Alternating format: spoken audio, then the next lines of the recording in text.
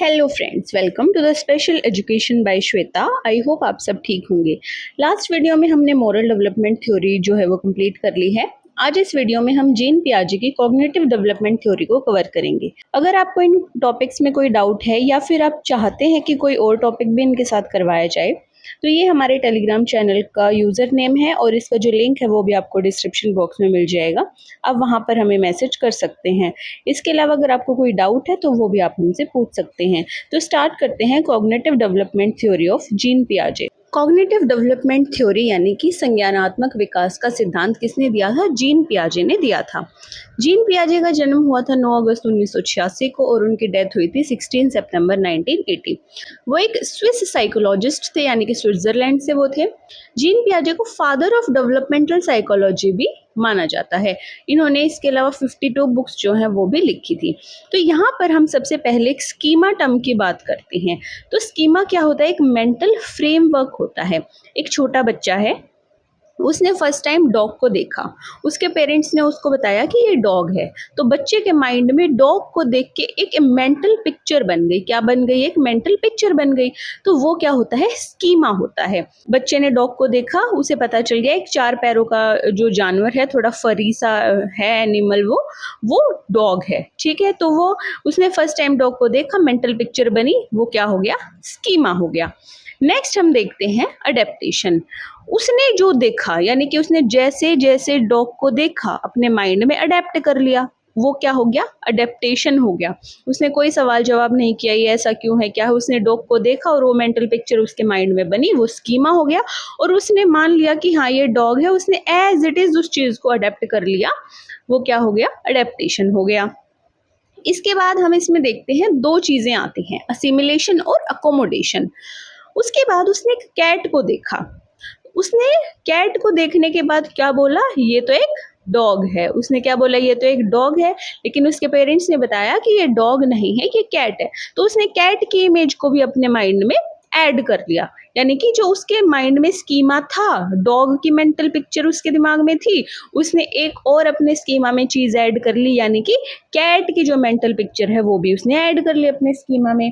ठीक है, तो उसने जो प्रीवियस नॉलेज थी उसके माइंड में डॉग की, उसी के बेस पर एक और जो नई नॉलेज है, यानी कि कैट की जो नॉलेज है, उसको भी ऐड कर लिया। एक और एग्जांपल अगर हम देखें तो बच्चे ने पहली बार किसी बर्ड को उड़ते हुए देखा, तो उसे पता चला कि हाँ भाई अगर ये चीज उड़ रही है, ये बर्ड है, तो उसने उस बर्ड की मेंटल पिक्चर अपने माइंड में बना ली।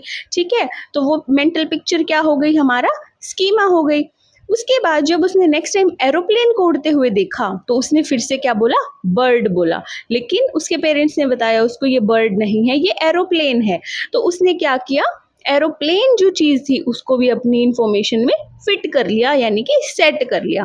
क्या हो गया? एसिमिलेशन हो गया। उसके बाद हम देखते हैं अकोमोडेशन करना, यानी कि कुछ चेंजेस करना स्कीमा में।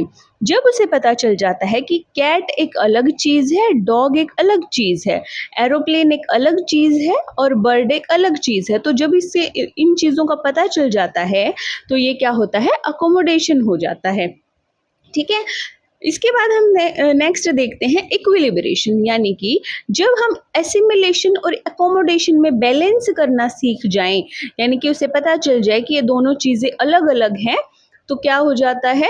इक्विलिब्रेशन हो जाता है। यानी कि जब उसने अकोमोडेट किया था, अपने स्कीमा में मॉडिफाई किया था कि कैट अलग है और डॉग अलग है, तो उसने क्या किया था? अकोमोडेट किया था, चेंज किया था, यानी कि उसने समझ ली ये बात कि हाँ भाई ये अलग होते हैं।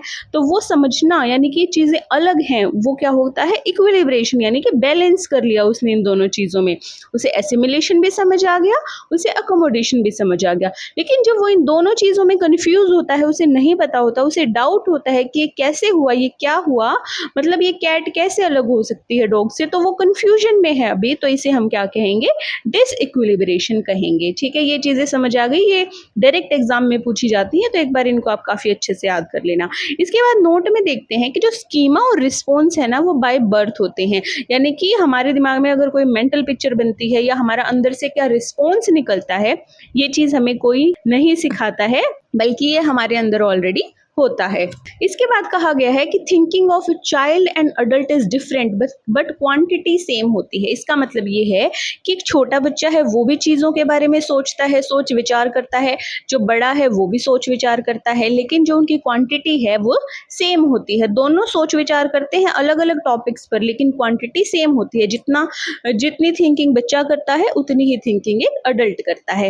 ये चीज़ें क्लियर हो गई। इसके बाद हम देखते हैं कॉग्निटिव डेवलपमेंट के कुछ स्टेजेस, जो कि किसने बताई हैं, जीन पियाजे ने दी हैं।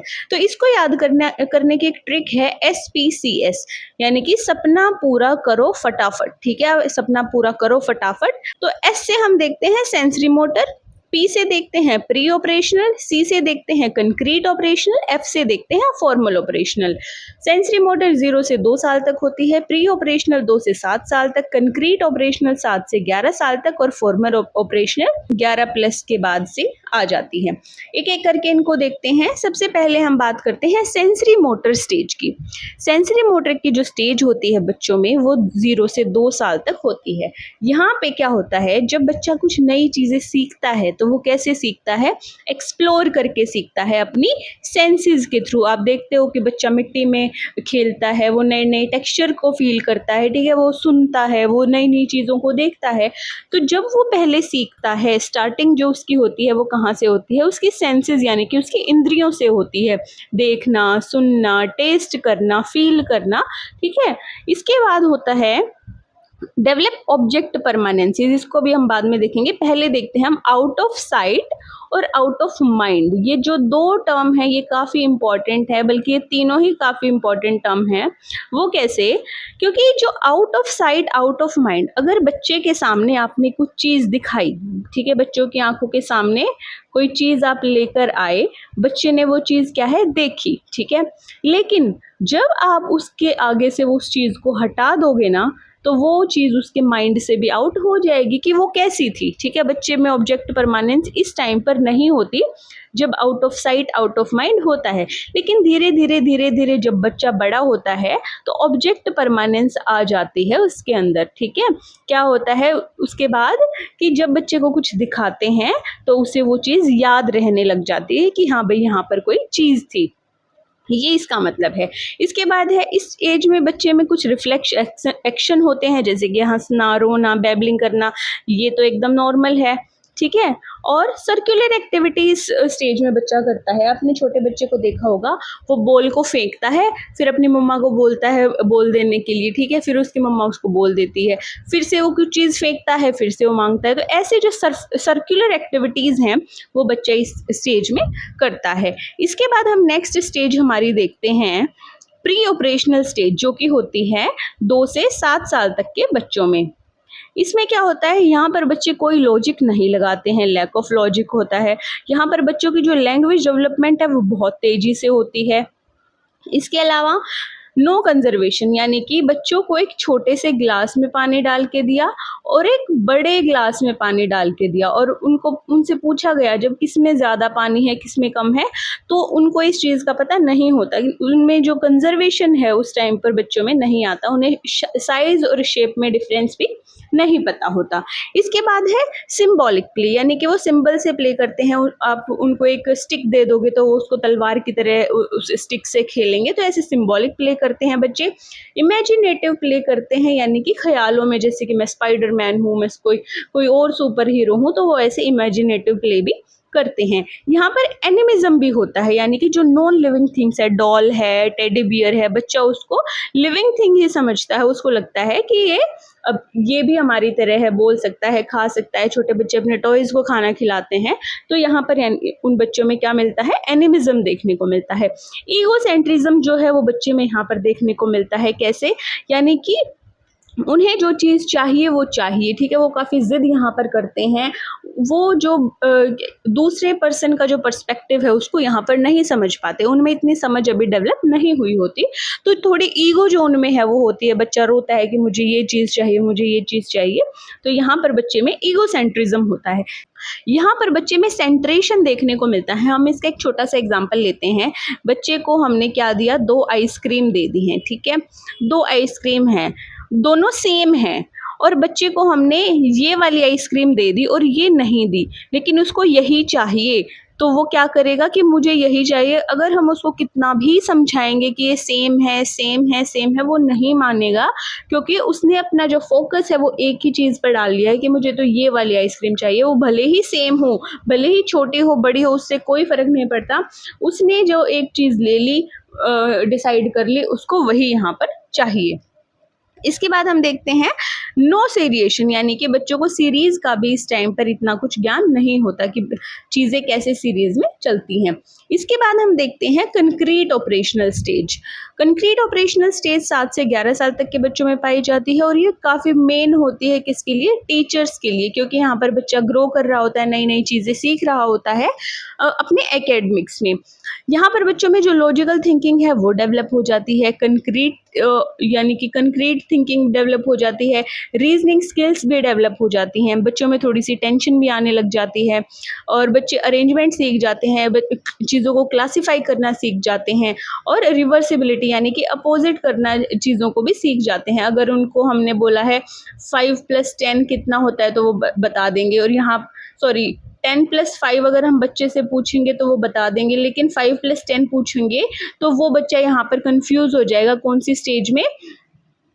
प्री ऑपरेशनल स्टेज में। लेकिन यहाँ पर बच्चा जो है बड़ा होने के बाद थोड़ा उसको रिवर्सिबिलिटी का भी पता चल जाता है। उसके बाद अंडरस्टैंड कंजर्वेशन, यानी कि उसको शेप्स और जो साइज है उनके बारे में भी नॉलेज हो जाती है। कंजर्वेशन, कोलैबोरेटिव एक्टिविटी, ये 2 बार लिख दिया है। कोलैबोरेटिव एक्टिविटी जो है वो यहाँ पर करने लग जाता है, ग्रुप में काम करने लग जाता है, समझने लग जाता है। रिलेशनल ड्रम यानी कि time, shape, distance, money, place, इनके बारे में भी इस एज में उसको पता चल जाता है। फॉर्मल ऑपरेशनल स्टेज की अगर हम बात करें तो 11 साल से जो ऊपर के बच्चे हैं उनमें ये आ जाती है और ये फाइनल स्टेज जो है वो मानी जाती है। इसमें क्या होता है, बच्चे में एब्स्ट्रैक्ट थिंकिंग डेवलप हो जाती है, यानी कि अगर उसके सामने कोई चीज़ नहीं है, अगर हम उसको कुछ एक्सप्लेन कर रहे हैं तो वो इमेजिन उस चीज़ को कर सकता है और खुद से जो थिंकिंग है वो उस चीज़ के बारे में जो है क्या है सोच सकता है। प्रॉब्लम सॉल्विंग यहाँ पर बच्चा करने लग जाता है। डिडक्टिव और साइंटिफिक रीजनिंग यानी कि जो रूल्स हैं उन पर क्या करता है, विचार करता है, तर्क करता है। अपने फ्यूचर के लिए भी प्लान करना शुरू कर देता है, उसमें जो अपनी राय देने की जो क्षमता है वो भी होती है।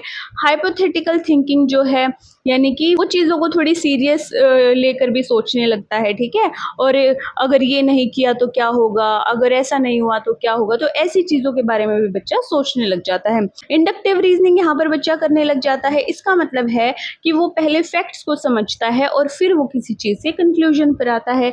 फॉर एग्जाम्पल जो प्लांट्स है वो हमें ऑक्सीजन देते हैं और ऑक्सीजन से हम जिंदा रहते हैं, ठीक है। तो ये जो इंडक्टिव रीजनिंग होती है बच्चा इसको समझने लग जाता है। इसके अलावा यहाँ पर हाई ऑर्डर थिंकिंग स्किल जो है वो बच्चों में डेवलप हो जाती है, यानी कि बच्चा काफ़ी अच्छे से सोच विचार यहाँ पर करने लग जाता है। इसके बाद देखते हैं हम कॉग्निटिव डेवलपमेंट। कॉग्निटिव डेवलपमेंट क्या होता है, यानी कि development of head, mind and thought, ठीक है। जो कॉग्निटिव डेवलपमेंट है अलग अलग एज में अलग अलग होता है, यानी कि डिफरेंट होता है। डिफरेंट एज में जब छोटे होते हैं तो कम होता है, जब बड़े होते जाते हैं तो और ज़्यादा डेवलपमेंट होता जाता है।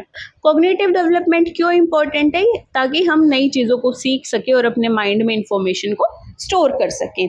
इसके बाद बताया गया है कि चाइल्ड फिजिकल वर्ल्ड से जो है वो लर्न करता है, बिल्कुल ठीक बात है।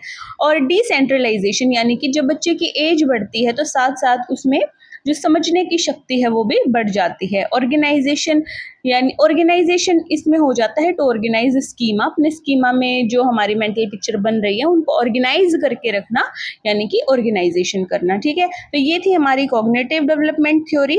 अगर आपको इस थ्योरी में कोई डाउट है, कुछ नहीं समझ आया है, तो आप कमेंट सेक्शन में पूछ सकते हैं या फिर टेलीग्राम चैनल पर भी मैसेज कर सकते हैं।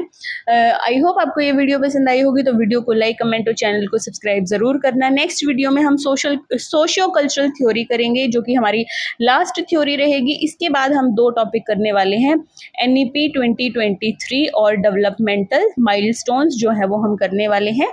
तो मिलते हैं नेक्स्ट वीडियो में।